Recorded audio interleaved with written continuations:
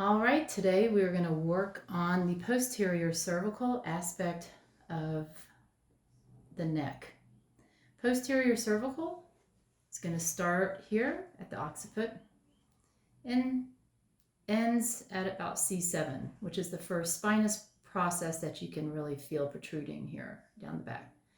So one of the first things you want to do is just to warm the area, give it some nice good general warming, which I've already done a little bit.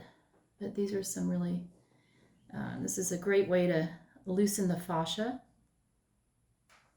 and warm the tissue so that we can get in for some deeper work.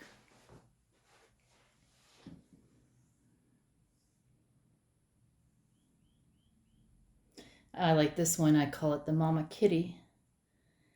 You can just take and gently bring all the tissue from your fingers and your thumb and just bring it up towards the ceiling and lift. And then you can alternate as well with your petrissage on the posterior cervical and the lateral cervical region. And then nice firm circles, circular friction, just following those muscles from the occiput down to what I like to refer to as malfunction junction. If you take your stiff fingers from the just lateral to the spine and scoop down and sink in, and I like to just hold with some compression, allowing those muscles, giving it some time for them to relax and let go.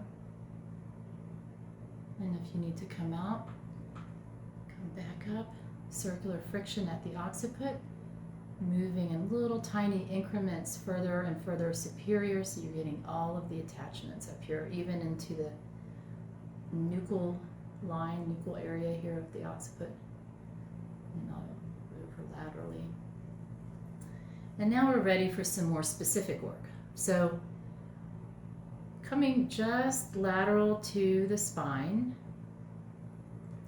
you want to sink your thumb here and just give some nice short strokes down towards that C7 area.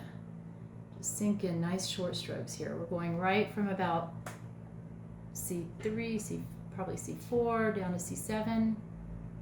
You can alternate your thumbs, or you can take your outside thumb and then use compression with your opposite if you need more pressure to go along the erectors and the lamina groove and down to about the border of the scapula.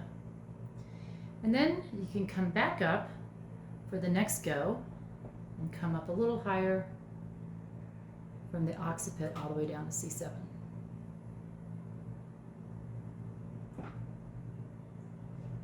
And this is a nice way to treat all of these posterior cervical muscles, which get a workout from text neck and looking down at our phones and cooking and all the things that we do looking down all day long, head forward posture. And then for this one, I like to also sink my thumbs into that malfunction junction there. You just want to make sure when you're doing this that your thumbs stay in a claw, so that I'm putting pressure distributing directly through this joint, and I'm not extending or hyperextending this joint. So I take my thumbs right here, kind of sink in, and then press down until you feel what feels like maybe cables, suspension cables, and then just hold. I can also take the palms of my hands and gently push the shoulders down while I do this. That encourages this whole shoulder complex to just relax and let go.